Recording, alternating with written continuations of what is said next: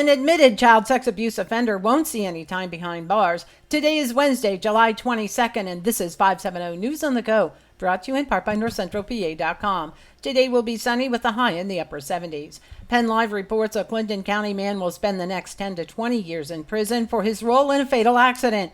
30-year-old Dwight Mayer of Lock Haven was driving under the influence when he drove the wrong way on Route 220 in the Lock Haven area on April 9th. His vehicle collided head-on with one driven by 29-year-old Amanda Geisweit of Loganton, who was 20 weeks pregnant. She suffered serious injuries and was airlifted to Geisinger, where her unborn child was declared deceased. Her husband, 29-year-old Evan Geisweit, was pronounced dead at UPMC Lock Haven. In addition to the lengthy prison term, Mayer was ordered to pay over $11,000 in restitution. An admitted child rapist will not see any time behind bars under a plea deal in Lycoming County. According to NorthCentralPA, as part of the deal, 41-year-old Matthew Doherty of Montoursville will be sentenced to time served and placed on electronic monitoring for a year. In addition, he will be put on the National Violent Sex Predator Registration List for a lifetime. Doherty admitted that he sexually abused the child beginning when she was in 3rd grade and continuing until the girl was 10. However, now the victim is not willing to cooperate and even wrote letters through Doherty's attorneys claiming she wanted him back in her life. Doherty waived his Act 44 rights as part of the deal, which means he will be sent to jail for even minor violations, such as missing a probation meeting or payment. The Shamokin Police Department will not be entering into an agreement with U.S. Immigration and Customs Enforcement. This week, the measure was struck down by Borough Council after it failed to receive the required second motion needed to advance to a vote.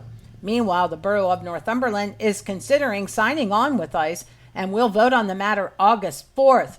The proposal has drawn mixed responses, and this week several community members attended a Public Safety Committee meeting in Northumberland to express their opinion. Sunbury and Danville recently approved similar ICE agreements. Selinsgrove has rejected that proposal. A 2-alarm fire caused extensive damage to a home at 2219 4 Mile Drive in Lycoming County's Loyalsock Township Tuesday morning. According to the Sun Gazette, the incident was initially reported as a kitchen fire but spread to the second floor and attic of the 2.5-story home. When first units arrived on the scene, smoke and flames were showing. The blaze was declared under control in about an hour. The family living there has been displaced. A solar bill sponsored by Senator Gene Yaw of Lycoming County has been signed by Governor Josh Shapiro. Senate Bill 349 establishes decommissioning and financial requirements for solar generation projects. It ensures landowners won't have to pay for dismantling solar facilities once they cease operation. The bill was overwhelmingly approved in both the Senate and the House of Representatives and has the backing of the Pennsylvania Farm Bureau as well as several solar associations. And Gojo America 250 is working its way across the mid-state. Tomorrow, Thursday, July 23rd, WNEP's Joe Snedeker will make special stops in Turbitville, Muncie, Montgomery, Avis, Woolrich, the Tiadot and Elm, and Lock Haven. Community members in Lock Haven are urged to gather at Veterans Park at 2 p.m. to help showcase Clinton County's community spirit. The filming of the event will be broadcast at a later date and is expected to highlight several local landmarks. For updates on tomorrow's event in Lock Haven, follow Explore Clinton County on social media. The long-running Unique Gojo campaign raises money for St. Joseph Center in Scranton to support housing and care for individuals and families facing complex disabilities and medical needs.